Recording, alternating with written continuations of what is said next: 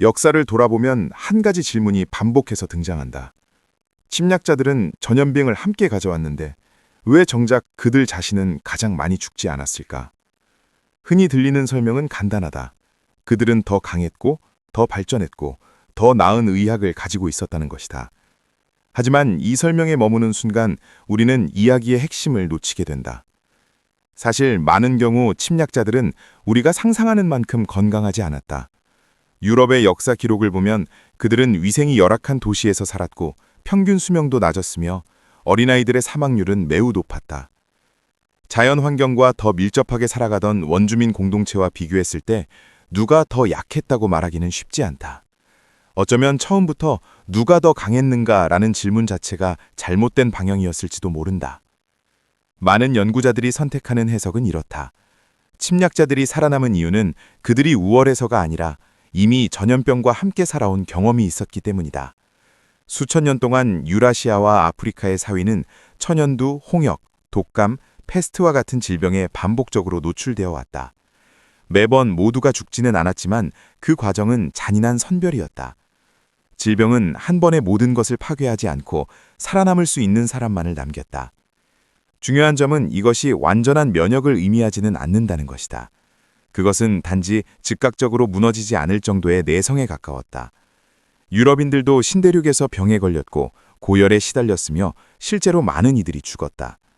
하지만 그들의 몸은 이미 비슷한 병원체를 경험했거나 최소한 조상들의 몸을 통해 간접적으로 기억을 가지고 있었다. 면역체계는 혼란스러웠을지라도 완전히 붕괴되지는 않았다. 반면 많은 원주민 공동체에게 그것은 생물학적 역사상 처음 있는 일이었다. 한 세대의 문제가 아니라 공동체 전체가 한 번도 겪어본 적 없는 적과 마주한 것이다.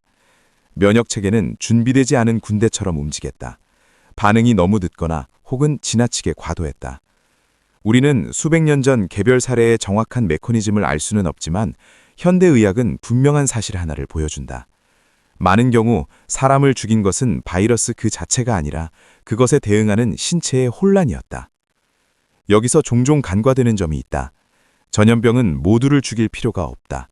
공동체를 지탱하는 사람들만 사라져도 충분하다. 아이를 돌보는 사람, 농사를 짓는 사람, 지식을 전하는 사람들.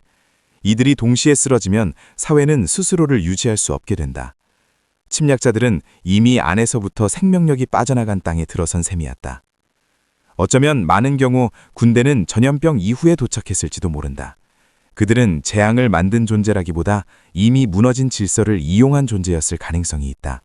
이는 그들의 책임을 없애지는 않지만 전염병의 역할을 다르게 보게 만든다. 그것은 폭력의 부수물이 아니라 폭력을 가능하게 만든 조건이었다. 이렇게 보면 불편한 역설이 드러난다. 침략자들이 이긴 이유는 강해서가 아니라 과거에 이미 충분히 패배했기 때문이다. 수많은 전염병은 그들에게 생물학적 기억을 남겼다. 그리고 원주민들은 약해서가 아니라 경고받지 못했기 때문에 쓰러졌다. 그들은 자신들이 참여하게 될 전쟁의 규칙이 이미 오래전에 아주 먼 곳에서 만들어졌다는 사실을 알 기회조차 없었다. 전염병이 원주민을 더 많이 죽였다는 말을 들으면 쉽게 이런 결론으로 미끄러지기 쉽다. 그들이 생물학적으로 더 약했기 때문이라는 생각이다. 하지만 이 설명은 문제를 단순화할 뿐만 아니라 실제로 무슨 일이 일어났는지를 가린다. 같은 병원체가 같은 시기에 존재했는데도 결과가 그렇게까지 달랐다면 단순히 약함이라는 단어로는 설명이 부족하다. 여기서 선택할 수 있는 다른 해석은 이렇다. 원주민들이 죽은 이유는 면역체계가 약해서가 아니라 잘못 반응했기 때문이다. 많은 경우 그들의 몸은 싸움을 포기한 것이 아니라 오히려 과도하게 싸웠다. 전혀 낯선 병원체를 만났을 때 면역체계는 한꺼번에 강한 염증 반응을 일으켰고 그것이 통제되지 않으면서 조직 손상과 장기 부전으로 이어졌다. 우리는 과거의 모든 사례를 확실히 알 수는 없다. 하지만 현대의학은 중요한 단서를 제공한다. 처음 접하는 바이러스 앞에서 인간의 몸은 적당한 반응을 하지 못하는 경우가 많다. 반응이 부족하거나 반대로 너무 강해진다. 그리고 많은 중증 사례에서 사망의 원인은 바이러스의 양이 아니라 신체가 만들어낸 혼란이었다. 이 지점에서 또 하나의 인식이 뒤집힌다. 강한 면역이 항상 좋은 것은 아니다. 효과적인 면역은 가장 강한 면역이 아니라 멈출 줄 아는 면역이다. 전염병을 반복적으로 겪은 사회의 몸은 오히려 절제된 반응을 보인다. 모든 침입에 전력을 다하지 않는 법을 배운 것이다. 이것은 기록되지 않은 그러나 세대를 거쳐 전달된 생물학적 기억이다. 원주민에게는 그런 기억이 없었다. 그것은 그들이 덜 진화했기 때문이 아니라 그런 환경에 놓인 적이 없었기 때문이다. 인구 밀도가 낮고 가축이 적고 병원체가 오래 순환하기 어려운 환경에서는 대규모 전염병이 지속되기 힘들다. 자연스럽게 면역 체계를 훈련할 필요도 없었다. 새로운 병원체가 도착했을 때 그것은 단순한 적이 아니라 이해할 수 없는 존재였다. 또 하나 주목해야 할 점은 많은 원주민들이 즉시 죽지 않았다는 사실이다. 급성기를 넘긴 뒤에도 신체는 약해진 상태로 남았고 2차 감염과 영양결핍 속에서 서서히 쓰러졌다. 사회가 이미 붕괴된 상황에서 돌봄과 지원은 사라져 있었다. 전염병은 열이 내린 뒤에도 계속해서 사람을 죽였다. 이런 맥락에서 원주민을 약하다고 부르는 것은 부정확할 뿐 아니라 비극의 메커니즘을 흐린다. 깊은 바다에 한 번도 들어가 본 적 없는 사람이 약해서 위험해지는 것은 아니다. 그는 단지 그 환경에 맞게 훈련되지 않았을 뿐이다. 원주민의 몸도 마찬가지였다. 힘이 없어서가 아니라 지도 없이 싸워야 했기 때문에 쓰러졌다. 전염병은 생물학적 힘의 시험이 아니라 익숙함의 시험이었다. 이미 겪어본 존재는 대응할 길을 찾았고 처음 마주한 존재는 어둠 속에서 움직일 수밖에 없었다. 그리고 역사 속에서 경험 없이 치러진 전투는 거의 항상 더 큰 대가를 요구했다. 원주민 사회의 붕괴를 이야기할 때 우리는 자연스럽게 군사적 폭력을 중심에 놓는다. 무기, 학살, 불타는 도시들. 하지만 이 그림에만 집중하면 우리는 폭력을 과대평가하고 전염병의 역할을 과소평가하게 된다. 여기서 내가 선택하는 관점은 분명하다. 많은 경우 사회를 무너뜨린 것은 전쟁이 아니라 그보다 먼저 찾아온 질병이었다. 직관적으로 받아들이기 어려운 이야기일지도 모른다. 우리는 사회가 무너지려면 군사적으로 패배해야 한다고 생각한다. 그러나 역사에는 전투가 본격화되기 전부터 공동체가 기능을 상실한 사례들이 적지 않다. 전염병은 전략적 목표를 고리지 않는다. 하지만 바로 그 점 때문에 사회의 핵심을 무너뜨린다. 전염병이 앗아가는 것은 단순한 숫자가 아니다. 농사를 짓는 사람, 아이를 돌보는 사람, 치료법과 의례를 아는 사람들. 이들이 동시에 사라질 때 사회는 재생산 능력을 잃는다. 식량은 제때 생산되지 않고 지식은 전해지지 않으며 일상의 리듬은 끊어진다. 이것은 단순한 인구 감소가 아니라 구조의 붕괴다. 놀라운 사실은 많은 지역에서 가장 큰 사망이 군사 충돌 이전에 발생했다는 점이다. 침략자들이 도착했을 때 그들은 조직적인 저항을 거의 마주하지 않았다. 이는 원주민이 순응했기 때문이 아니라 이미 사회가 감당할 수 있는 상태가 아니었기 때문이다. 침략자들은 정상적으로 작동하던 사회를 무너뜨린 것이 아니라 이미 텅 빈 틀 속으로 들어온 셈이었다. 모든 사례의 정확한 시간 순서를 알 수는 없다. 하지만 전염병이 군대보다 빠르게 이동했다는 증거는 많다. 병은 교역로와 접촉망을 따라 퍼졌고 공식적인 침략 이전에 공동체를 휩쓸었다. 군대는 종종 재앙 이후에 도착했다. 이 지점에서 폭력의 위치를 다시 생각해야 한다. 전쟁은 파괴적이지만 범위와 대상이 제한적이다. 전염병은 그렇지 않다. 그것은 개인을 죽일 뿐 아니라 사회가 스스로를 조직할 능력을 앗아간다. 사회는 군사적 패배를 견딜 수 있지만 내부 구조가 무너지면 작은 충격에도 붕괴한다. 조심스럽게 말하자면 전염병이 폭력을 더 쉽게 만들었을 가능성이 있다. 상대가 이미 약해진 상태에서 침략자는 더 적은 힘으로 더 큰 결과를 얻을 수 있었다. 이는 폭력의 책임을 줄이지는 않지만 인과관계를 재배열한다. 건강한 나무를 베려면 큰 힘이 필요하다. 하지만 뿌리가 썩은 나무는 작은 바람에도 쓰러진다. 전염병은 그 뿌리를 썩게 만드는 과정이었다. 사회의 핵심 인물들이 사라지고 신뢰와 질서가 붕괴되면 몰락은 시간 문제가 된다. 폭력만을 원인으로 삼는 것은 이 복합적인 비극을 단순화한다. 많은 경우 전염병은 정복의 부속물이 아니라 전제 조건이었다. 조용히, 눈에 띄지 않고, 그러나 결정적으로 무대를 비워놓은 존재였다. 사망자 수의 극단적인 차이를 보면 우리는 본능적으로 우연을 떠올린다. 전염병은 무작위적이고 누구 편도 들지 않는 재앙이라는 생각이다. 하지만 역사를 충분히 길게 바라보면 같은 패턴이 너무 자주 반복된다. 한 번도 겪어보지 못한 공동체가 가장 큰 대가를 치른다.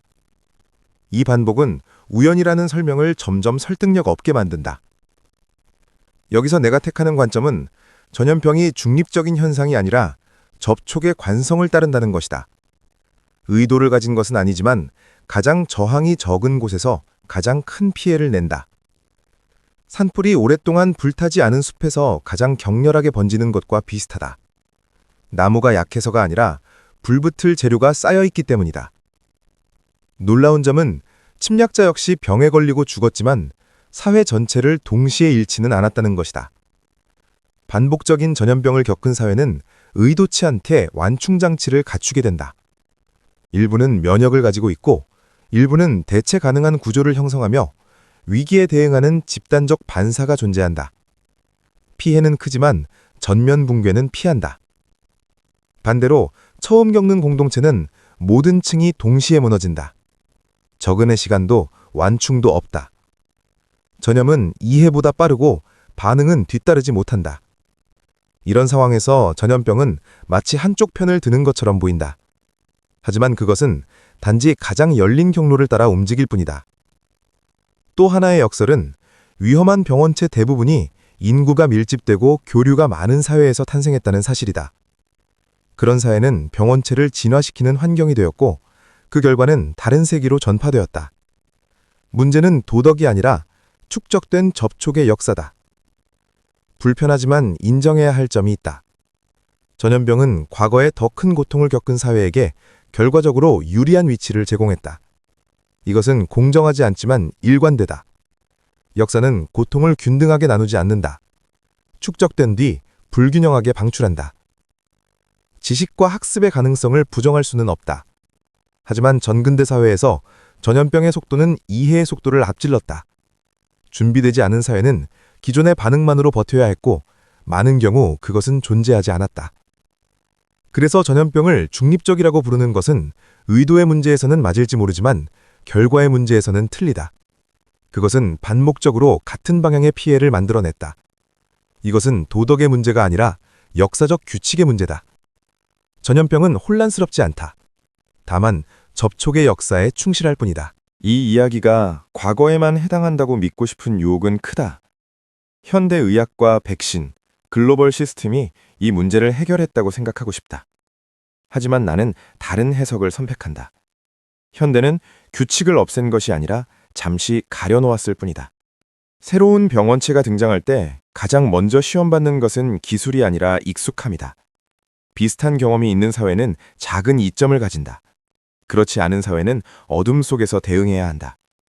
코비드-19는 이를 분명히 보여주었다. 초기 피해는 단순히 장비나 정책의 문제가 아니었다.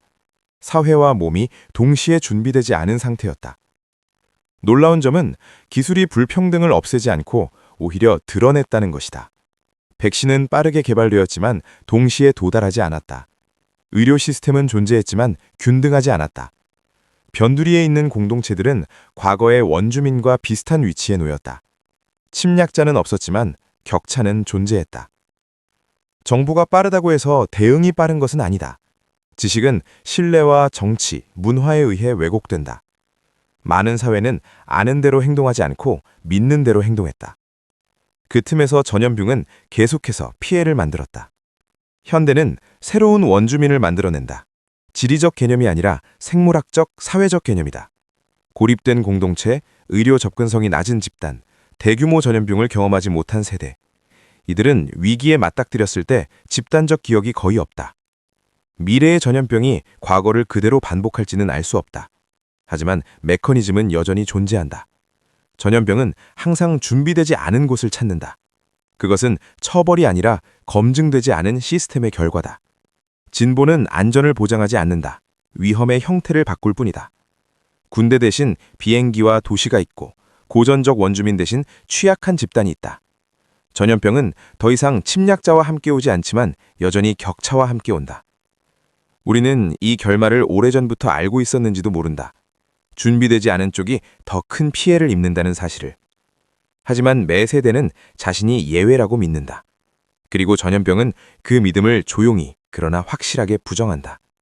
역사는 반복되지 않지만 그 아래에 있는 메커니즘에는 놀라울 정도로 충실하다.